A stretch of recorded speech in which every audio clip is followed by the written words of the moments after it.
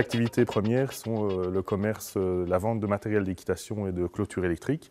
On était sur le marché belge depuis 10 à 12 ans.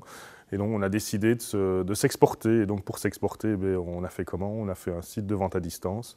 Et aujourd'hui, ça devient une part importante de notre activité pour l'étranger. Pour se mettre à l'étranger, la réflexion était de se dire si on veut continuer la croissance, la Belgique étant un petit pays où il y avait une concurrence de plus en plus forte sur le marché belge par nos concurrents qui entraient tout doucement en Belgique. On s'est dit bien on doit s'exporter pour continuer la croissance, s'exporter à l'étranger et demander des budgets qui étaient vraiment colossaux. Et ce qui nous semblait le plus adapté à notre stratégie d'entreprise, c'était un site de vente à distance qui serait consacré exclusivement à l'étranger. Le site internet, on l'a réfléchi pendant au moins entre 6 et 8 mois. C'était 6 et 8 mois de réflexion dans l'entreprise parce que ça engendrait beaucoup de chamboulement dans l'entreprise. On était, nous, en B2B et on passait en B2C. C'était à l'étranger alors qu'on était en Belgique. Donc, il avait fallu avoir une réflexion stratégique et logistique. Après, il fallait y mettre les moyens. On a eu la chance d'avoir des aides d'Urban qui nous a permis de réfléchir, mais plutôt avec des professionnels. Donc on a travaillé avec l'agence d'expansion vraiment sur la stratégie à mettre en place et sur la réflexion de quels étaient les besoins, donc de ce que j'ai expliqué avant, comment être différent, comprendre vraiment les besoins de nos consommateurs.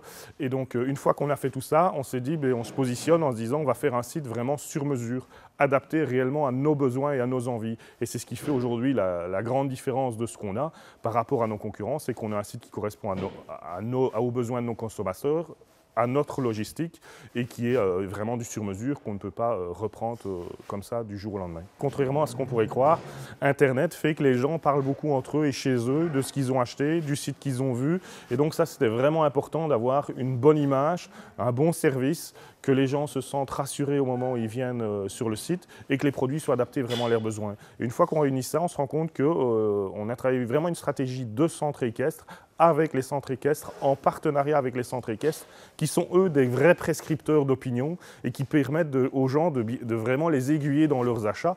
Et comme on est partenaire avec eux, naturellement les gens reviennent en confiance sur notre site parce qu'ils ont été conseillés via leur moniteur d'équitation en disant voilà, tu peux acheter ce produit-là là-bas parce que je l'ai essayé, parce que je les connais, parce que je suis sûr du paiement, parce que le paiement sécurisé en ligne est vraiment une chose très importante sur Internet. Il faut que les gens se sentent vraiment en confiance. Aujourd'hui, il faut vraiment bien y réfléchir. C'est pas une décision qui se fait en 2 coups de cuillère à café en disant je vais faire un site parce que je dois être comme tout le monde. Ça doit être vraiment une réflexion importante dans l'entreprise.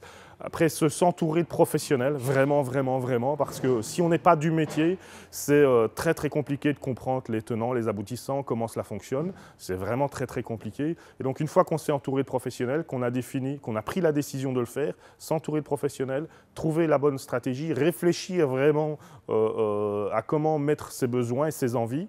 Et une fois qu'on a fait tout ça, il faut se lancer. Ça veut dire débloquer les budgets qu'il faudra parce que c'est pas non plus, c'est aussi un poste important. Et puis y aller, foncer, réfléchir et avancer au jour le jour parce que sur Internet, ça évolue très vite. Et la politique qu'on avait décidée il y a 1 mois, peut-être 3 mois après, elle est remise en question. Et il faut rebondir. Je pense que c'est vraiment la chose importante, c'est rebondir et se remettre en question, une remise en question permanente.